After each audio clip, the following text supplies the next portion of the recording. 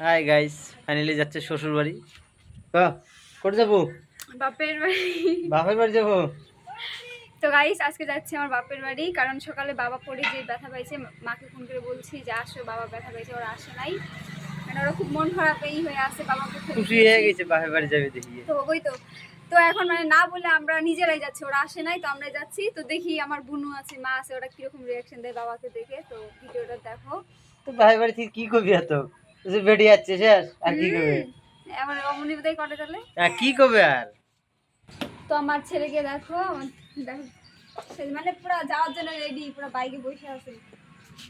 মানে ওই চালাবো নাকি বাইকে চালিয়ে যাবো নাকি একা।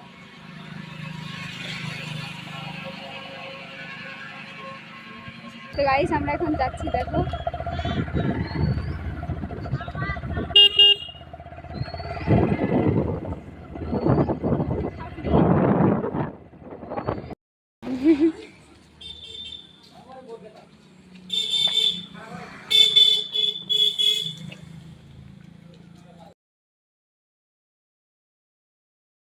তো মিষ্টি নেওয়া শেষ, এখন আমরা আবার মানে রাস্তার দিকে চলবো যাওয়ার পথে।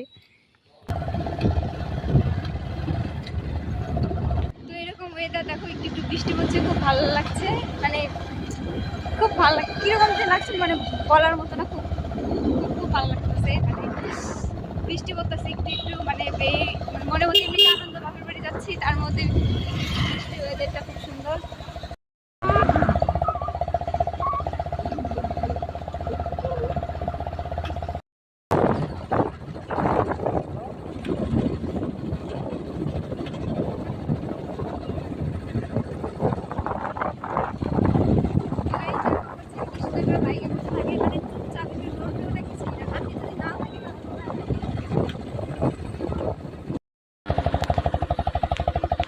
তো আমরা গ্রামের রাস্তায় ঢুকে পড়েছি।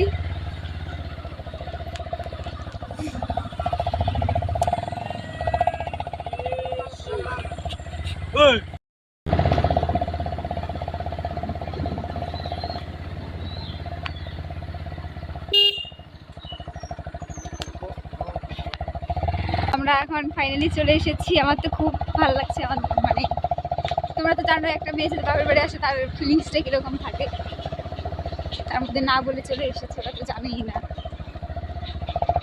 ওই তো এটা আমাদের বাড়ি, আর এটা আমাদের গরু এইখানে আমরা রেখে গেছি, কারণ আমাদের ওই জায়গায় তো গরু পালা খুবই অসুবিধা। আর এটা গ্রামের বাড়ি, মানে মানে আমার বাবার বাড়ি।